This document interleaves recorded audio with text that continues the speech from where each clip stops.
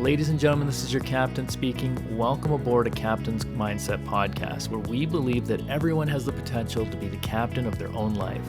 I'm your host, Kyle Freiberger, and I'm excited to announce that today is First Class Friday, a short episode filled with valuable lessons and tips for becoming a better leader. After spending the majority of my life in the pursuit of becoming an airline captain, I realized that true happiness and fulfillment came from something much deeper than career success. At the age of 34, I took a leap of faith and left my perfect job to become an entrepreneur. This podcast is my way of helping people who feel stuck in life, or even those who have achieved success but still feel unfulfilled. On First Class Fridays, we'll dive into specific topics related to leadership and personal development, all in under 15 minutes. My goal is to give you bite-sized insights that you can apply right away to start developing a captain's mindset and lead your life with purpose and intention. I'm not perfect, and I don't pretend to be. That's why this podcast is filled not only with my life lessons, but also with insights from other successful leaders in business and in everyday life.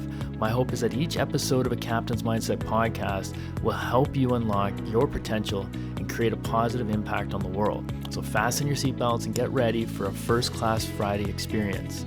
If you find value in this podcast episode, please subscribe and share it with other like-minded individuals. Thank you for joining me, and I hope you enjoy this episode. Hey everybody, welcome to another episode of First Class Friday on a Captain's Mindset podcast. My name is Kyle, I'm your host, and we're going to talk today about the 5 steps for effective communication. Now, most people think that communication is just a bunch of words. It's speaking exactly what's on your mind and conveying a message to somebody, but it is so much more than that. And the best way to think about it is when you're trying to communicate a message to somebody, when you're trying to communicate a perspective or what goes on in your head to somebody else, what matters more than your words is actually how they perceive what you're saying. So if you utter a bunch of words thinking that the other person should understand exactly what you're saying, that's going to leave you and set you up for a lot of failure and a lot of frustration in your communication. So today we're going to talk about how communication is essential for building relationships, resolving conflicts, achieving goals. And, we're going to talk about how it's more than just speaking our minds. So in this episode specifically, we're going to focus on why these 5 steps we're going to talk about are so important for effective leadership. Effective communication is essential for any leader because it, like we said, it helps build relationships, it helps motivate their teams, and it helps everybody achieve goals in common goals. So let's discuss these 5 steps that you can take to create that safe and supportive environment for effective communication. So step 1 is establish trust. Right? You cannot get any further if you don't have trust. When people trust us, they're more likely to open up, share their thoughts, share their feelings, tell us exactly, or at least closer to exactly how they feel, because they feel safe. So to establish trust, we need to be reliable, we need to be honest in our conversations, we need to be consistent in our words aligning with our actions. Okay, we can demonstrate our trustworthiness by keeping our promises, by being transparent about our intentions in the conversations, and respecting others' boundaries. Okay, establishing trust is absolutely crucial for effective leadership because leaders who are trustworthy are more likely to be respected and followed by their team. Let me say that again. If you're a leader and you want people to follow you, it's way more effective if people want to follow you versus you're the boss and people have to follow you. If you keep that mentality, that might get you short-term success, it might get you so far, but if you truly want to be able to break free of your business, if you truly want to empower and help other people, then you have to get to the point where people want to follow you. And so we talk about trust and how it has to start from leadership down. You can't think that your employees should trust you because you're the boss or because you're the leader or because you're a parent that your child should trust you because you're the mom or you're the dad, you're wiser, you're older. We have to start by trusting our children. And that doesn't mean that you trust them with everything. It doesn't mean, but we have to empower them. We have to make them feel and help them understand that we trust them, as well as allowing, if we want them to trust us. So step number two to creating effective communication is to create an open and non-judgmental atmosphere. Super important. So to create an open and non-judgmental atmosphere means creating a safe space where people can express themselves freely without fear or criticism or thinking that you're going to judge them. So to do this, we need to actively listen.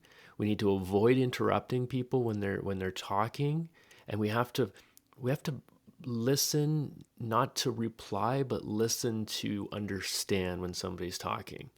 Okay, so we have to avoid dismissing others and their points just because they might be wrong or they might not be valid. It doesn't matter. We have to help them feel like anything that they say is okay.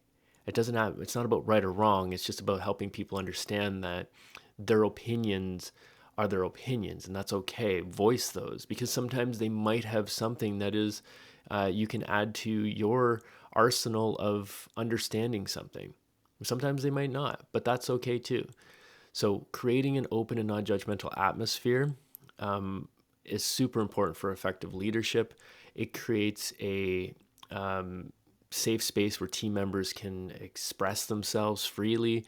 Again, foster more an open and honest dialogue, right? So in a team environment, this can lead to more collaboration, more creative ideas, and then in improved problem solving, and effectively get to that goal or that vision a lot quicker together than you could on your own within an organization. Step 3, practice active listening. Super important. We talked a little bit about before, but we have to practice active listening. And this involves paying attention to what other people are saying, not paying attention or paying attention to reply, but paying attention to understand, summarize their words, ask clarifying questions. The first response to somebody after they're speaking should be a question or a summary. Right? When we speak back to somebody, what we heard somebody say, it gives that person an opportunity to really understand whether we understand it the way that they understand it, if that makes sense. So asking clarifying questions, repeating it back to the person speaking, it helps us understand the speaker's perspective and shows that we value and respect their thoughts and feelings, which is super important. More important than what somebody actually says is us validating that we respect them and that we trust them. Trust doesn't mean that you do everything that somebody says. Trust means that we value their opinion, we value their perspective, and we can have trust in that. So practice active listening. It's super important for effective leadership because your team members, it helps you gain a better understanding of what your team members need, what their concerns are, what their perspectives are. And if you want to understand what the problems are in your business or what the problems are in your product or your service, there's no better way than actively listening to your employees. Same with your customers, active listening to your customers, not thinking, oh, well, that customer is just a one-off or that customer is just an idiot, right? Actively listening. You don't have to, upend and change everything in your business based upon one customer feedback or one team member's feedback. But if if you have 10 team members and 9 of them say the same thing, then maybe you should consider it. Okay. So again, this helps leaders make more informed decisions. It helps you create an inclusive and collaborative work environment. You will always benefit more from having an inclusive and collaborative work environment. And you'll never become free of your business unless you do. You'll always be making the decisions. You'll always be having all the pressure, all the stress on yourself, and you won't be able to adapt and evolve as quickly as you could if you create that collaborative and that inclusive environment. Okay, step number 4, use appropriate body language. Okay, so our body language has a significant impact on how other people perceive us. Okay, so And it's super important because if they feel comfortable communicating with us, then they'll open up to us. They'll trust us more. If we use closed off body language, they're not going to trust us. If we're frustrated, if we're stressed, that will all show up. So this is a big piece of this is really keeping your oxygen mask on. Make sure you're taking care of yourself personally, not showing up to work stressed every day, especially if you're in a leadership position. We have to be relaxed. We have to use open and relaxed body language. Arms shouldn't be crossed. Arms should be open. We need to signal that we're approachable and receptive. And it's super important so that our team members, especially if you're in a leadership position, so that people come to us. We're more approachable, so that we can help, again, build that trust and that collaboration and improve that communication. And then the last step 5, is be respectful and empathetic. Super important. So respect and empathy are essential for building trust. Okay, understanding others' perspectives, creating a safe environment, all for communication and trust. Again, the more people trust you, the more people respect you, the more people are going to listen and validate what you're saying, or listen and try to understand what you're saying. When people don't trust you, people don't believe you, you might think that they're listening to you because they're nodding their head or they're saying, but if they don't think that you care, and if they don't trust you, then they're not going to ask clarifying questions to get to the answer or to really understand what you're trying to say. And if somebody doesn't ask you clarifying questions, chances are they don't actually fully understand what you're trying to communicate.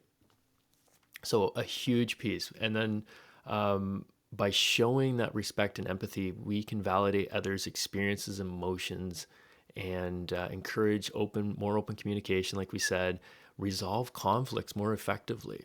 Think about how much quicker you'll resolve a conflict when people are more open and trusting and feel safe.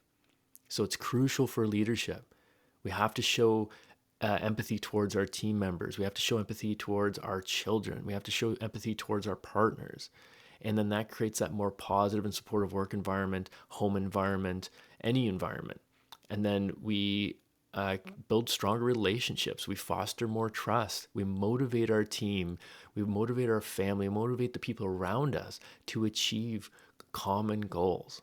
That's the power. So just to recap, we discussed the 5 steps to effective communication, which is establishing trust, creating an open and non-judgmental atmosphere, practicing active listening, using appropriate body language, and being respectful and empathetic.